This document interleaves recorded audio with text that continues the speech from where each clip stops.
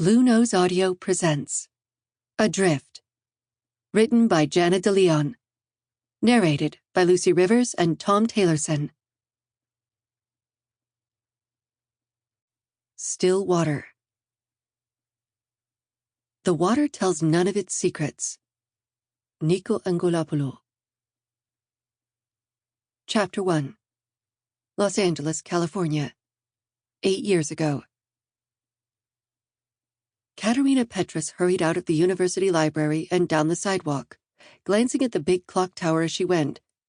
She was going to be late for dinner again, which meant another lecture from her mother and days of disapproving frowns from her father. But once she'd started researching her term paper, she'd gotten wrapped up in the details and had lost track of time. The silver lining was that she had almost everything she needed to get started writing the paper. Not that it would matter to her parents. Her parents had immigrated from Czechoslovakia right after their marriage, looking for a better life for themselves and their future children, which had ultimately consisted only of Katerina. But they still clung hard to some of the old ways of the tiny village they were from, and one of those was the belief that their daughter needed a good husband, not a good education. Fortunately, Katerina had been an excellent student and an even better long-distance runner, and had gotten scholarship money for college. Her parents wouldn't pay, even though they could afford to, but at least they'd finally agreed to let her live at home while she attended school and worked part-time. Of course, their approval had come with stipulations. Curfew was still 10 p.m. weekdays and midnight on weekends, just like high school.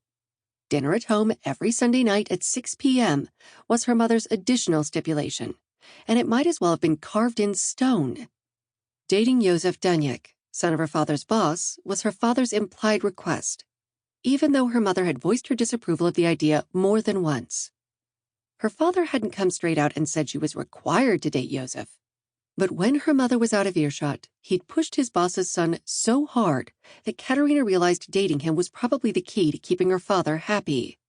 And she needed to keep her father happy, especially since he was the one who brought home the money that paid for the house she needed to live in and the car she needed for school and work. 2 more years, she kept telling herself. 2 more years until freedom. The enormous price of that freedom was dating Josef. When her father had first started hinting, she'd lucked out as Josef had been seeing another woman. She'd managed almost 2 years of school before Josef and his girlfriend broke up, and her father had managed to get Katerina on Josef's radar. They'd gone out several times now, without her mother's knowledge, per her father's instruction. But Katerina was certain she would never have feelings for Josef. Not. Sample complete.